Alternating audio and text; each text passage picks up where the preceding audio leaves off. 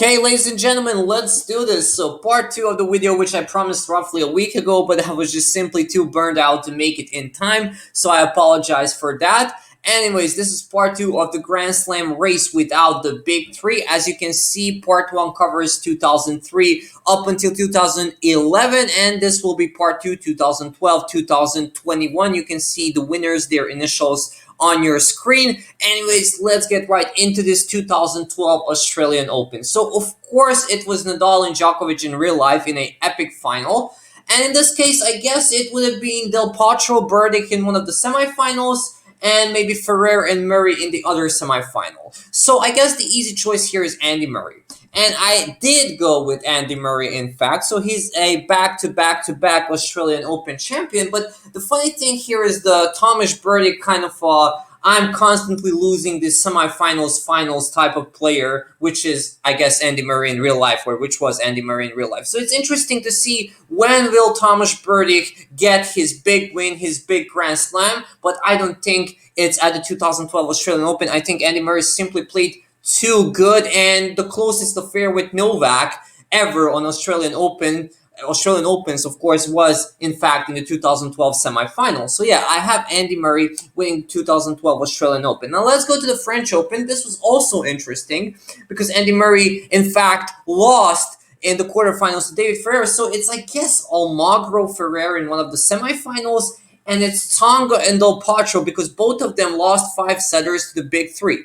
So it's interesting to look at Tsonga versus Del Potro. It's 5-2 Del Potro. So I guess I should go with Del Potro, but I kind of did some research, and I found that in 2012 in Rome, Tsonga won 6-4, 6-1.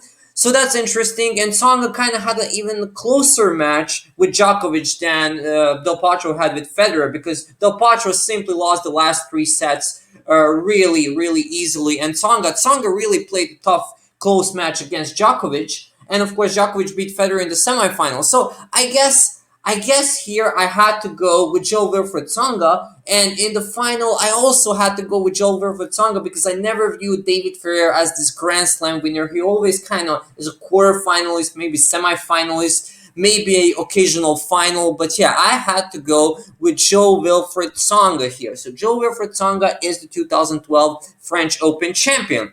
Now let's go to the Wimbledon. I think this was the easiest one when it comes to the 2012 season because, yeah, Andy Murray was pretty much beating everybody besides, of course, Roger Federer. So, yeah, it would have been Florian Mayer, Viktor Troicki, Bernard Tomic in that final. Yeah, that's kind of really weird. So I had to go with Andy Murray. Andy Murray is a back-to-back-to-back Australian Open and back-to-back-to-back Wimbledon champion. And now let's go to the US Open. So this was interesting for me because the only player out of the big three to win 3 Grand Slams in consecutive seasons was Roger Federer in 2006 and 2007. Novak never did it. Nadal never did it. So this would be the 2nd straight season for Andy Murray with 3 consecutive Grand Slams because, of course, in real life, he won the 2012 Australian Open. And I just think that it's kind of not realistic because Andy Murray, after winning back-to-back-to-back Australian Opens, after winning back-to-back-to-back Wimbledons, after, I guess, winning, even in this scenario, the Olympic Games, I think he would be just burned out. I think this is like the Novak 2012, kind of just coming up short late in the season type of scenario. Because in this scenario, Andy Murray is pretty much Novak. So I guess it's logical here for him to lose because in real life, he was going up starting from, I don't know, 2012 Wimbledon or even 2011 if you count that season. And I think in this case, he's winning too much and he would start maybe declining in late 2012. So he played a semifinal against Thomas Burdick. And I think Thomas Burdick, in fact, in this scenario would beat Andy Murray if we are rerunning everything because Thomas Burdick keeps losing these big matches to, let's say, Andy Murray or Juan Martin Del Potro, and I think it's time for him to beat because he lost in real life 3-1, and the 4th set was really tight. So I think Thomas Burdick perhaps beats Andy Murray 3-2 in that semifinal, but it's Del Potro. I think Del Potro would win this tournament because Juan Martin Del Potro lost, in fact, in the quarterfinals, but I think he's also on the uprise, and I think he beats Tomasz Berdych in that final, and it's still too early for Tomasz Berdych. So I have Juan Martin Del Potro winning his second ever US Open at the 2012 edition. And now let's go to 2013. So as I previously mentioned, Andy Murray is kind of on a decline when it comes to late 2012. So does he defend his crown at the 2013 Australian Open? Really interesting question, because I guess in the semifinals he would play Jo-Wilfried Tsonga. So as I mentioned, I guess in my previous video, or maybe even in this video, I don't remember, he's only 2-14, or Tsonga is only 2-14 against Andy Murray. But could he possibly beat him in 2013? Tsonga was playing really well. I still had to go with Andy Murray in that semifinal, so I still have Andy Murray in that final, but this time it's against Tomasz Berdych, who defeated Stan Wawrinka in the quarterfinals, the same Stan Wawrinka who lost that epic 5-setter against Novak in the 4th round. So in this case, Stan Wawrinka is in the quarterfinals, but I still think it's too early for Stan. So this time it's Berdych beating Stan, and then Berdych beating Ferrer, and I have Tomasz Berdych beating Andy Murray at the 2013 Australian Open. So Tomasz Berdych is a Grand Slam champion, and by the way, in real life, Tomasz Berdych was 2-0 against Andy Murray in 2013, so this is, in my opinion, quite realistic. Now let's go to the 2013 French Open. This will also get really interesting without the big three, of course, because Andy Murray wasn't playing on that tournament, and it was Wawrinka, which actually plays really great into this scenario of him kind of declining and I guess trying to defend his Wimbledon crown in 2013. But anyways, let's talk about Stan Wawrinka. So Stan Wawrinka lost to Nadal in the quarterfinals, but I guess it's Nishikori and Wawrinka in this case, and I have Stan beating him. And then Tommy Haas in the semifinals. Yeah, I have Stan Wawrinka reaching his first ever Grand Slam final at the 2013 French Open, and then Stan Wawrinka beats David Ferrer in that final, and we don't have enough space, so I will have to remove these guys from here, put these guys here, and then we have Stan Wawrinka as a Grand Slam champion 2013 French Open. Now let's go to the Wimbledon. This was also really complicated. So Murray, who's I guess declining in this case, 3-time back-to-back-to-back Wimbledon champion. Remember, he played that really tight quarterfinal against Fernando Verdasco, who is a Grand Slam champion in this scenario, so he might lose that match if there's a rematch. And then he beat Jerzy Janowicz in the semifinal, the one-hit wonder Jerzy Janowicz, 2013 Wimbledon, of course. And then this is really hard because it would have been Berdych and Del Potro in the other semifinal, so that would be a bloodbath in my opinion, and I don't know who wins that match, but I still have Andy Murray beating any of those two, because in my opinion that would be a 5-setter, similar as Del Potro Djokovic in real life, which was also a 5-setter, and Djokovic didn't really play well against Andy Murray. Nothing to take away from Andy Murray, he deserved that 2013 Wimbledon, so I have Andy Murray defending his crown and becoming a 4-time Wimbledon champion. And now let's go to the 2013 US Open, and I think this is actually quite easy because Stan Wawrinka was playing really well, and of course without Rafael Nadal, it's really easy for him. It's Michal Yuzhny in the semifinals instead of Novak, and then Richard Gasquet in the final. So Stan Wawrinka wins the 2013 US Open, and he is a 2-time Grand Slam champion. 2014 Australian Open is also really interesting because in real life it was won by Stan Wawrinka.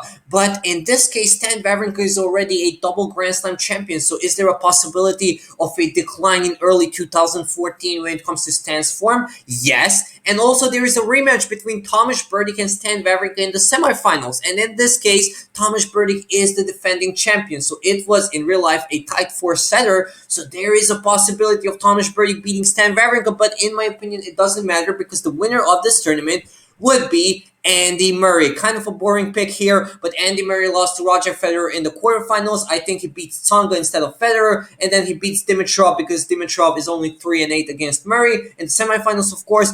And then Murray beats Wawrinka or Berdych. He is only, quote-unquote, only 12-9 against Stan Wawrinka, but he is in fact 8-4 against Stan on hard court. So in my opinion, Andy Murray beats Stan Wawrinka. And one more thing, I think Wawrinka was much more impressive in 2013 when it comes to overall performance than in 2014. So in my opinion, and listen, I'm gonna just mention here that he lost a set against Rafael Nadal, who was basically playing at 40% in that final. So yeah, I think in real life, it was much more important for Stan to get over the Djokovic hump, and then he didn't really play that good in that final versus Rafael Nadal, who was obviously injured. So in my opinion, Stan played better in 2013 than in 2014. So that's why I have him winning 2 Grand Slams in 2013 and not winning the 2014 Australian Open. Nevertheless, let's go to the 2014 French Open. So I had Ernest Gulbis, of all people, as my most random French Open winner in my other video.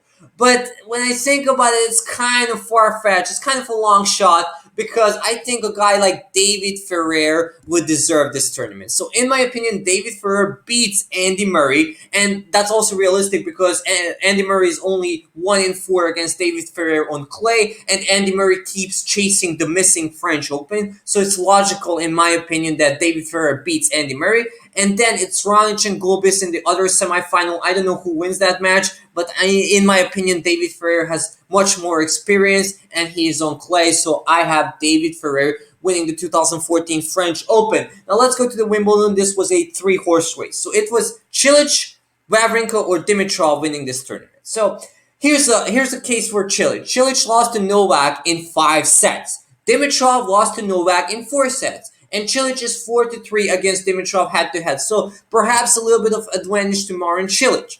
But when I think about it, Dimitrov beat, in this case, the quadruple defending champion Andy Murray in the quarterfinals. And Dimitrov was playing really well in that tournament. So I have Dimitrov actually beating Cilic in that semifinal. And then it's Wawrinka who lost in real life to Roger Federer in the quarterfinals. But let's have him in the semifinals. And then he plays Milos Raonic. Raonic is 3-5 against Stan. So yeah, that's a close matchup, but let's have Stan in the final. So it's Dimitrov and Stan in that final.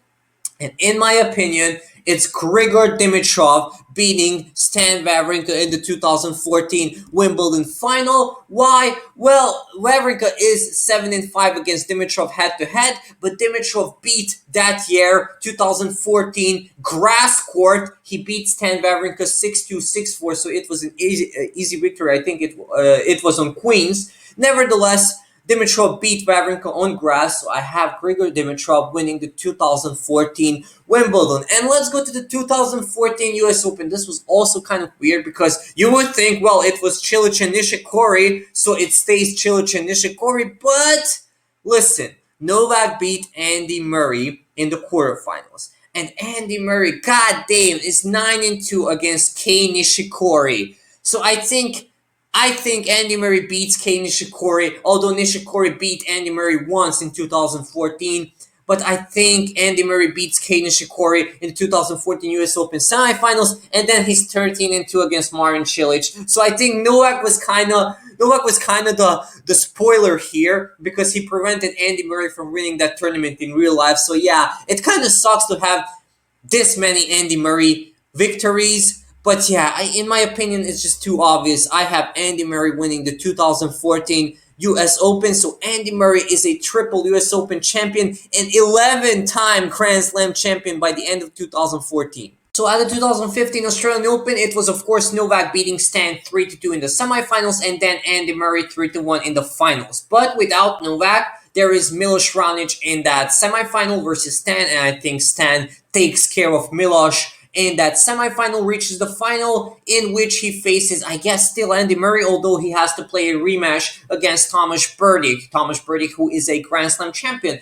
But in my opinion, Stan Wawrinka does beat Andy Murray at the 2015 Australian Open because I think it's time for Stan to win his first Australian Open. It's time for him to get his revenge over Andy Murray. Now let's go to France, French Open 2015. This featured Andy Murray's only victory over David Ferrer, who's the defending champion in this case, on clay. So David Ferrer loses to Andy Murray in both this case and in real life in the quarterfinals. And then Andy Murray beats Jack Sock or Richard Gasquet in the semifinals. Really interesting because, of course, there is no Novak, there is no Rafa. So yeah, Andy Murray is chasing his dream of completing all four majors, but he runs into Stan Wawrinka in the same fashion as Novak did. So I still have Stan Wawrinka winning the 2015 French Open. So Stan Wawrinka owns Andy Murray in 2015. But let's go to the Wimbledon. So this is kind of hard for me. Interesting, really tough, and maybe kind of a random winner in my opinion, because a lot of you would go with Andy Murray. But in my opinion, Andy Murray wasn't anything special in that tournament. He lost to Federer 3-0. In the semifinals, he lost a couple of sets previous to that match. So yeah, there's a possibility that Andy Murray in fact reaches that final. He beats Gilles Simon. But on the other side of the draw, we have Marin Cilic, who keeps losing these big matches. And in this case, there is no Novak. I guess he beats Kevin Anderson, although that's a tight match in the quarterfinals. And then it's Richard Gasquet, who kind of keeps showing up in 2015. But I have Marin Cilic versus Andy Murray. And although Andy Murray dominates Marin Cilic head-to-head, I think it's time for Marin Cilic to win his first ever Grand Slam 9 or 10 months later than in real life. So I have Marin Cilic winning the 2015 Wimbledon and beating Andy Murray in the finals. Now let's go to the 2015 US Open. And I think this was really easy because remember that Novak destroyed Marin Cilic 6-0, 6-1, 6-2 in the semifinals because Marin played a 5-setter against Tonga, so he was really tired. And it would have been, I guess, Roberto Batista Agut or Feliciano Lopez versus a tired Marin Cilic. So basically the winner of the match, that match is a loser in the final, and that finalist would be, in my opinion, Stan Wawrinka, because there is no Roger Federer to beat him. So Stan Wawrinka is winning the 2015 US Open, and Stan Wawrinka wins 3 majors in 2015. How crazy is that? 2016 Australian Open. So one of the semifinals would be Nishikori and Berdych. And it's really interesting to mention that Nishikori is actually 5-1 versus Tomasz Berdych head-to-head. So I guess he beats him. But then in the final, it's Andy Murray. And Andy Murray has a great head-to-head record versus Kei Nishikori, as I previously mentioned. Although Kei did beat him at the 2016 US Open in 5-set. But I think that Andy Murray starts his revenge tournament because 2015 was the first year without a Andy Murray major in this case since 2009. So I think Andy Murray is hungry and he beats Kei Nishikori in that final to win his 5th Australian Open. Now let's go to the French Open. Does Andy Murray finally climb the hill? The answer is yes, because he plays Dominic Thiem, a really young, not that young, he would be 22, 23 years old, but a really inexperienced Dominic Thiem, who's not as good as the Dominic Thiem of present. So I have Andy Murray beating Dominic Thiem at the 2016 French Open final, or maybe even Jo-Wilfried Tsonga. Anyways, I have Andy Murray finally winning a French Open at the 2016 edition. Now let's go to the Wimbledon. So I guess you would say Andy Murray easy victory, but there is no Novak, so it's Cilic Raonic in the semifinals. Cilic is the defending champion. So it's Cilic who beat Andy Murray at the 2015 Wimbledon. So it's basically a rematch. But I think it's just too much to have Marin Cilic beating Andy Murray back-to-back seasons on grass on Wimbledon. So I have Andy Murray winning his 3rd straight major at the 2016 Wimbledon, but he loses to Kei Nishikori in the 4th round of the 2016 US Open. And I really wanted to give this to Gael Monfils because he would, I guess, play the injured Tsonga in the semifinals instead of Novak. But yeah, it's Stan Wawrinka, the defending champion. Stan Wawrinka is just too much for Gael Monfils. And really, this is I think the second only Gael Monfils final, first since 2008, but it doesn't really matter. It's still Stan Wawrinka winning his 3rd ever US Open. So you can see the era of Andy Murray and Stan Wawrinka from, let's say, 2011. So 2017 was the year of renaissance, of Fedal renaissance, but without them, it's Dimitrov and Wawrinka in that final because both of them, in fact, lost by the same exact score to the Fedal members, 3-2 in the semifinals. So as I previously mentioned, Wawrinka leads Dimitrov 7-5 head-to-head. But in my opinion, in 2017, Grigor Dimitrov was playing really well, especially on that tournament, and I have him beating Stan Wawrinka in that final to claim his 1st ever Australian Open. Listen, I think it's a coin flip match. You can disagree with me. feel free to let me know in the comment section what do you think, but I have Grigor Dimitrov winning his second ever major. Now let's go to the French Open, and without Nadal, who beat Wawrinka in that final, it's Dominic Thiem. So can Dominic Thiem beat Stan Wawrinka? In my opinion, no. It's still Stan Wawrinka, the old dog Stan Wawrinka, winning his third French Open and seventh major overall. How crazy is that? Now let's go to the Wimbledon. So it was Cilic and Federer. And Cilic is still in the final, but in the other semifinal, it's Raonic and Berdych. Raonic leads Berdych 6-3, so let's have Raonic in that final. Raonic Cilic, it's 2-2, but in my opinion, Cilic is a slightly better player, more experienced. This would be his, I think, third straight Wimbledon final in this case, and of course in this scenario. And of course, he is a already Grand Slam champion. He won the 2015 Wimbledon in this scenario. So I have Marin Cilic winning the 2017 Wimbledon. And now let's go to the US Open. This was, in my opinion, the weakest tournament, even with the big three, because only Nadal was playing. Even Murray didn't play. Federer, of course, a non-factor. Djokovic, non-factor. So really a weak tournament with a bunch of random people in it. But there is one important figure. It's Juan Martin Del Potro. And in my opinion, Del Potro, without Nadal, listen, he beats Cole Schreiber because he beat Federer in real life in the quarterfinals, and then he beats Rublev in the semifinals without Nadal, and then he beats Anderson. He is 7-0 against Kevin Anderson head-to-head. So Juan Martin Del Potro returns and wins his third ever US Open and fourth major overall at the 2017 US Open. 2018 Australian Open, another interesting tournament because it's still Marin Cilic in that final, but this time there is Tomasz Berdych instead of Roger Federer because, of course, there is no Roger Federer. There is Martin Fucsovics in that quarterfinal versus Tomasz Berdych. Berdych beats him, and then Chong Hyun, who forfeited against Federer in the semifinals. So yeah, Berdych Cilic 6-6 head-to-head. It's really a tough pick, but Cilic was better in 2016, 2017 than Tomasz Berdych. Berdych is kind of getting old. He's declining.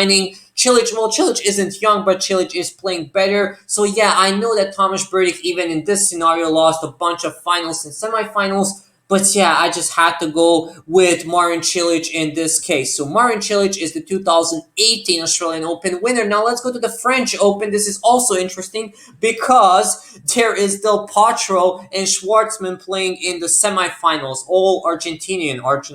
I'm not sure how to say it. Semifinal, and then Dominic Thiem in the final, who's 0-4 against Juan Martin Del Potro, but they never played. Well, they played once on clay in 2016. Young Thiem, Del Potro beat him. But yeah, it's Dominic Thiem, I think, getting his first victory over Juan Martin Del Potro and first ever major at the 2018 French Open. It's just time after two straight final losses. Now, let's go to the 2018 Wimbledon. So this was also really fun for me because without Nadal, without Djokovic, it is Del Potro and Nishikori in the semifinal. And remember, Del Potro gave a lot of trouble to Nadal in the quarterfinals. It was 3-2. Nadal, so Del Potro is 6-2 against Kei Nishikori head-to-head and 2-0 on grass, so I think this is easy for me. This is Juan Martin Del Potro, and then Kevin Anderson. Delpo is 7-0 against Kevin Anderson, or may I say 8-0 because he also beat him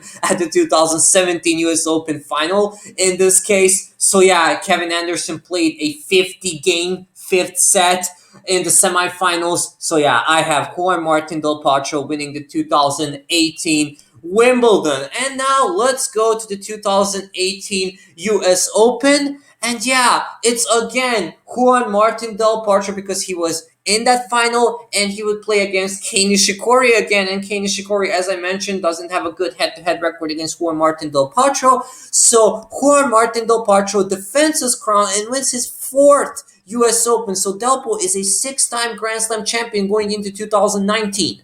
The 2019 Australian Open is one of the most complicated tournaments in this video because the possible winners are Tiafoe, Tsitsipas, Poel, Nishikori, even Medvedev. That's really crazy. Medvedev who reached the fourth round but lost to Novak. So I went with Kei Nishikori. So Kei Nishikori finally wins a major, and I know he forfeited to Novak, but it's a different match against Daniil Medvedev. And I know he is 2-3 against Daniil Medvedev, but he beat him pre-Australian Open 2019 Brisbane. So that's why I went with Nishikori over Medvedev, and of course much more experienced than Medvedev on majors. And then he beats Put, and then in my opinion he beats Tsitsipas. They are 1-1 head-to-head, but Tsitsipas is really inexperienced in 2019. So Kei Nishikori finally wins a major at the 2019 Australian Open, although he forfeited on that tournament. How crazy is that? Now, 2019 Roland Garros. So it is Thiem and Zverev in one of the semifinals instead of Novak and Thiem. And in my opinion, Thiem wins. And then it's Nishikori and Wawrinka. I guess it's Wawrinka in the final, so it's Wawrinka and Dominic Thiem. And Wawrinka is 3-1 against Thiem. But in my opinion, that wasn't a Elite 10 Wawrinka. He lost to Federer on that tournament, by the way. So, in my opinion, it's really unfair. It would be unfair for me to take it away from Dominic Thiem, especially the way he overcame the bad weather, the wind, the stoppages versus Novak, and he won a set against Nadal. So, I think Dominic Thiem defends his crown. And you can make an argument that in real life, after Dominic Thiem won his first major, he kind of fell off. But I just think this is a different scenario, and Dominic Thiem wins this tournament.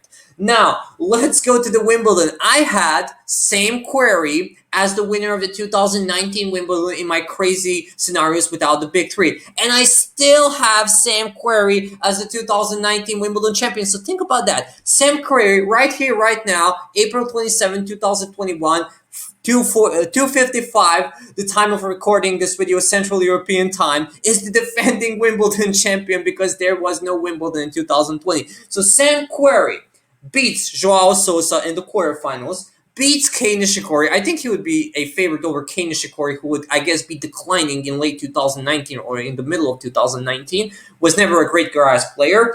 And then Roberto Bautista Agut or David Goffin in the final. I have Sam Querrey as the 2019 Wimbledon champion. How crazy is that? And the 2019 US Open, I think this is easy. I think this is Daniil Medvedev. Daniil Medvedev is winning his first major. Nadal barely stopped him. He beat Wawrinka. So it's Berrettini or Schwartzman in that final. Yeah, Daniil Medvedev all day. So Daniil Medvedev wins his first major at the 2019 US Open.